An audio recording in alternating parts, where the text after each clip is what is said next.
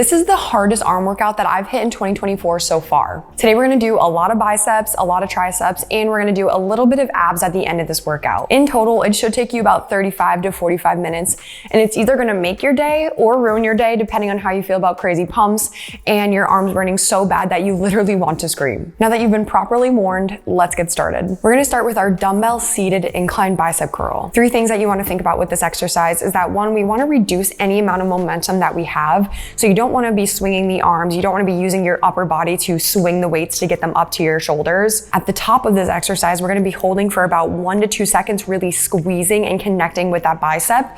And that's also going to set us up for the 3rd thing, which is a very slow eccentric down. We want to make sure that we're taking about 2 to 4 seconds to let the hand come completely down and back to our side to really stretch out that bicep again.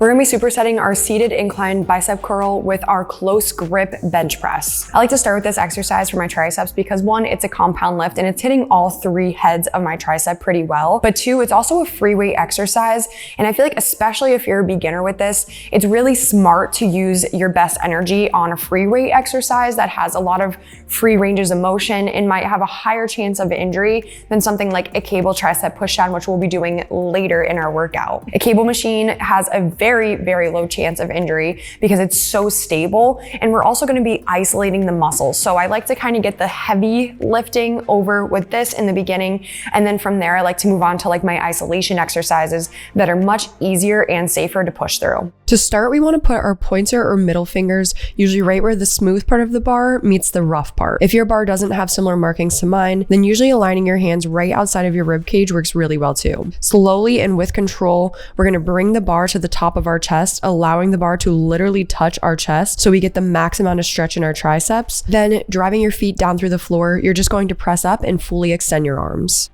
Okay, so now we're moving on to that cable straight bar bicep curl. We're gonna be doing exactly what we were talking about earlier, putting the bicep under a tremendous amount of stretch by letting our arm fully lengthen here, and then also a lot of tension and load, which is really easy to do with something like a cable machine. For these guys, we're gonna be going higher rep, but we're gonna keep that same form where we're coming up to the top, giving a 1 to 2 second pause and squeeze in the bicep, and then letting our arms fully lengthen. But as we come down, thinking more about coming like 2 to 3 seconds down instead of just letting our hands flop essentially. So we want to have a really strong eccentric on these guys. I want you guys to get to 20 regardless. So say you get to 15 and you feel like you need to take like a 1 or 2 minute break to get the next 5 reps in, that's completely fine. Or if you really feel like even with the break, you can't get to 20 reps, maybe drop the weight down just a little bit. But I want you to get to 20 for each of these 4 sets. To make our lives a little bit easier, we're going to be sticking with the same straight bar to do a overhand tricep press down, and then we're also going to be supersetting that with an underhand tricep pull down. The reason that we're going to be supersetting these 2 different grips together is because both of them emphasize a different part of the tricep. So we just want to make sure that we're getting a really well-rounded workout and then in turn a really well-rounded look by switching up the grip or the movements that we're doing.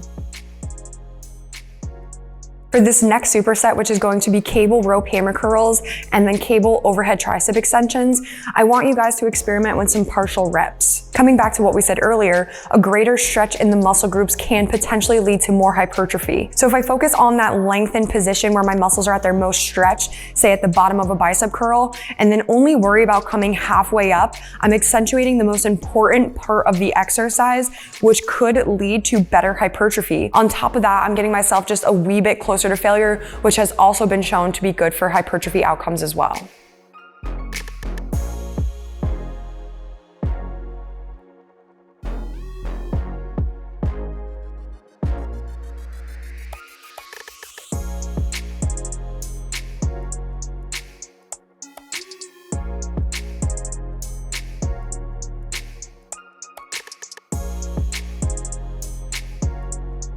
Now we're just going to repeat that same technique for these overhead tricep extensions. 15 full range of motion and then 10 partial reps, getting us closer to failure and focusing on that stretch portion of this exercise.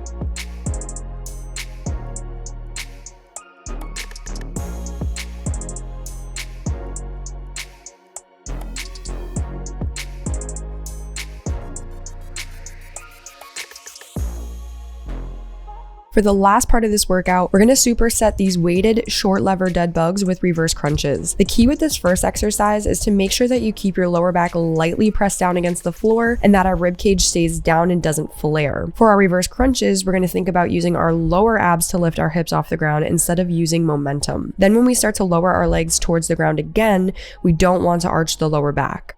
I hope you guys enjoyed this video, and if you did, please make sure to give it a like so I know to keep making videos like this for you. I'll see you guys on the next one, and take care.